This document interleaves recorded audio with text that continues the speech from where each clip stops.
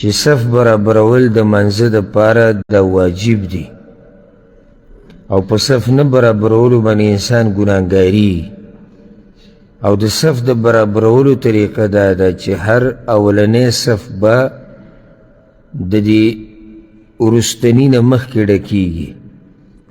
دا طریقه نشتی چې اولنی صف دې نیمګړی او دویم دې شروع شي او دویم دې نیمګړی او دریم دې شروع شي.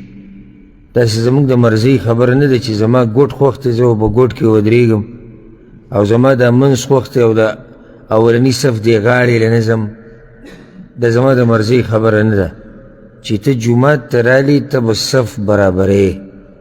صف برابرول دې ته وایي چې ته به ګورې چې کوم ځای کې ځای خالي دی په دې اولني صف کې، په هغې پسې بیا دویم بیا دریم او هر صف د دې وروستني لپاره اولنی دی.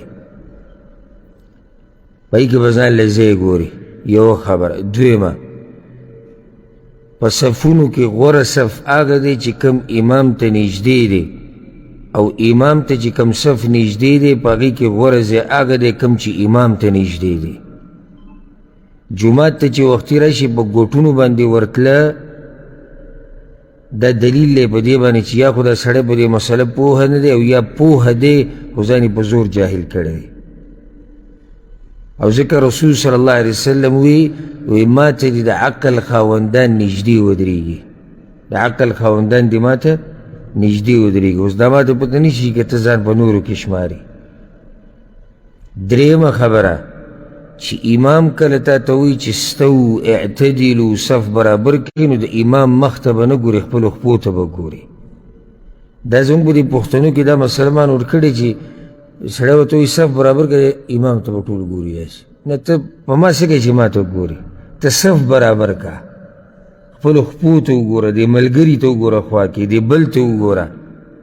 ته مخکې شوی که ته وروستی، که ته نږدې که ته لرې، ته ځان ته وګوره. امام پرېږده، امام ته به وروسته وګورې بیا.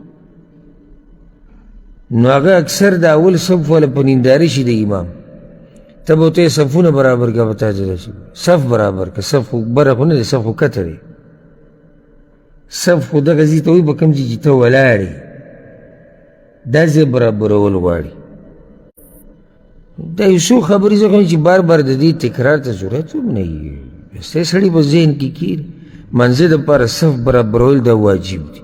صف برابرول دې ته وایي چې ته به د اولني صف نه شروع کوې. صف شروع کېږي د کوم ځای نه؟ د منځ نه. کوم ځای کې چې امام ولاړ دی منځ کې د هغه ځای نه صف شروع کېږي. اولنی صف به پوره کوې، بیا به دویم پوره، بیا په دې طریقې سره به ځي. او چې امام درته وایي صف برابر کړه نو ځان ته به وګورې، ملګري ته به وګورې. بلکې چې کوم حرسناک مسلمان یو سړي ته د خپل ځان پته نه هغه به د بل څه حرس وکړي. کوم چې حرسناک مسلماني د خیر هغه خوا او شا کې د ملګري ته هم وګوري، که غلط وي نو هغه ته ووایي چې صحیح شه. نو چې یو سړي ته دا پته نه شي چې زه څنګه ولاړ یم نو دی به د ملګري اصلاح وکړي؟ نه شي کولی. نو ته به ملګري ته هم وګورې، ورور لږ شاته شه، را مخکې شه، لږ را نږدې شه. شاته چې کوم کسان ولاړ دي او صف کې ځای شتي هغو ته اشاره وکړه راشه صف پوره کړه، صف خالي دی. دا زما او ستا د مرضۍ خبره نه ده. ګورې چې زه جومات ته رانوتم او زما دا ستن خوښه دی چې زه دې سره ودرېږم چې بیا وروسته ډډه ولګوم زر زر. او داسې موږ د ملاتې یعنې ماتې ملاګانې او ستړې ملاګانې د جومات ته راوړو چې بس بیا یو د ډډې ځای به ګورو او ستن ګورو او یعنې بس چې موږ کېناسته په ارام او ډډه مو ولګوله.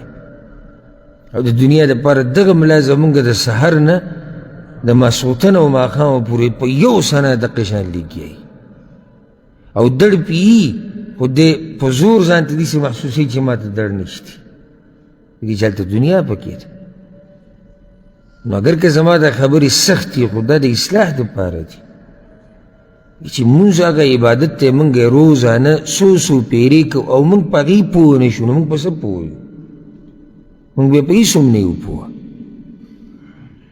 او چې زمونږ صفونه داسې صفونه شي لکه څنګه چې د صحابه کرامو کانهم بنیان مرصوص د هغوی صف به داسې و لکه دیوال په دیوال چې دا خښتې پرتې په یو بل بلکل د یو بل سره لګېدلي جفت یو بل په شانې چې نشي کېدی چې ته یو خښته لږه راوباسې او بله دننه کړي او دا بله لږه لرې کړي دا بله لرې کړي او دیوال چې جوړه د هغې هم دا ترتیبي چې ته به دا خښتې ټولې په یو ځای ږدې داسې نشي کېدی چې ته بره پکې روان شي او بیا به کته کار کوې ته په یو ځای د دیوال بره رسې که نه که نه بره به اول که بیا به وروسته کته راځي داسې خو نه کېږي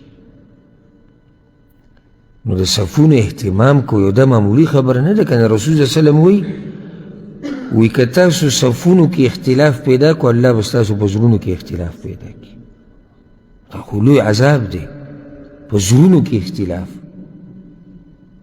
او په خپله به هغه د صفونو په منځ کې ګرځېدو داسې وړه خبره ده چې دا معمولي خبره وی نو دومره اهتمام هغه کوي عمر بن خطاب رضی الله عنه بعض کسان ساتلي و دې دپاره چې اقامت به وشو بیا به هغه کسان په جومات کې ګرځېدو صفونه به یې برابرول رسول صلی الله علیه وسلم ملګرو ته کتو د چا سینه به لږ راوتو دننه که لږ رامخکې شه لږ وروسته شه چې دومره اهتمام یې کوي دا وړه خبره ده نو دا مسلې چې ستاسو ذهن کې موږ خو تاسو نه دا امید کوو چې تاسو به نورو ته بیانوئ او تاسو به کشرانو ته بیانوئ نو چې موږ په خپله په دې حال شو نو موږ به نورو ته به څه بیان کوو موږ به کشرانو ته څه بیان کوو